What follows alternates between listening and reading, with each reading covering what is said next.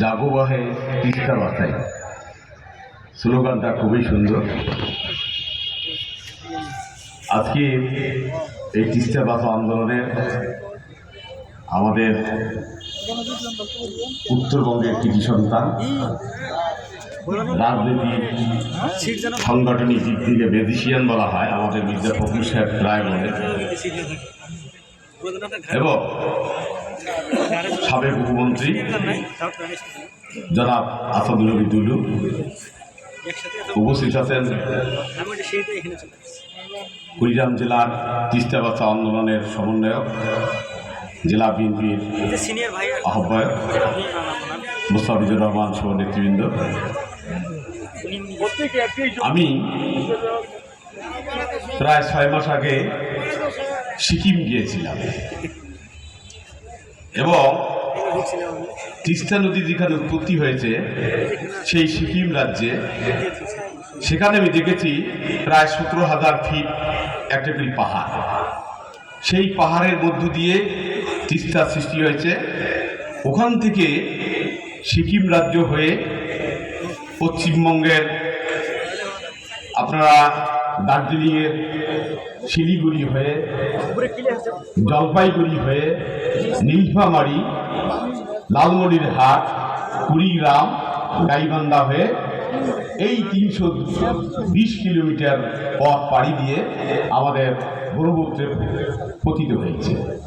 এই 320 কিলোমিটারের মধ্যে ওই ভারত অংশে রয়েছে মাত্র 100 কিলোমিটার, আর আমাদের এই দিকে আছে 220 কিলোমিটার। আমি এটুকু বলতে চাই যে যেখান থেকে সৃষ্টি হয়েছে ওখান থেকে শিলিগুড়িতে সেবক মোড় একটা জায়গা আছে, ওখানে একটা ব্রিজ আছে, তিস্তা ব্রিজ। এইটুকু দূরত্ব সম্ভবত 60 কিলোমিটার বেশি হবে না। ওখান থেকে আমাদের লালমনিরহাট পর্যন্ত আসতে হয়তো 40 কিলোমিটার হয়েছে। তা আমরা এই তিস্তা নদীকে নিয়ে আমি যখন সংবাদ কাজে তিস্তা পারে যাই, তখন মানুষ বলে বাহে আবার তো করবে লেগি মমতা কোন পানি যেন না ছাড়ে, কারণ যার যেটা সুবিধা সিটে পড়ে। যখন আমরা তখন বাসে চড়ি, বাসে চড়ার সাথে সাথে বাসে যদি একটা রিক্সা চালায় তখন বলি যে এই রিক্সাটা দূরে যাও দূরে যাও, আর রিক্সা যখন চলি তখন বাসকে গালি দেয়, বাসটা এদিকে আসে না। কারণ উনি উপমন্ত্রী থাকা অবস্থায় যদি কোনো মানুষকে বলতো যে আপনি চাকরি চান না রাস্তা বাঁচান, সবাই বলে আমি চাকরি চাই, আমি কাদও দিকে হাঁটবো। এইটা আমাদের হলো মনোভাব। তাই আমরা সংগ্রামী সাথী বন্ধুরা, আমাদের রংপুর অঞ্চলে যে আমাদের যে প্রাণের দাবি, কুড়িগ্রাম জেলার মধ্যে 850 বর্গ কিলোমিটার চর, তার মধ্যে 5.5 লক্ষ লোক মানুষ বাস করে।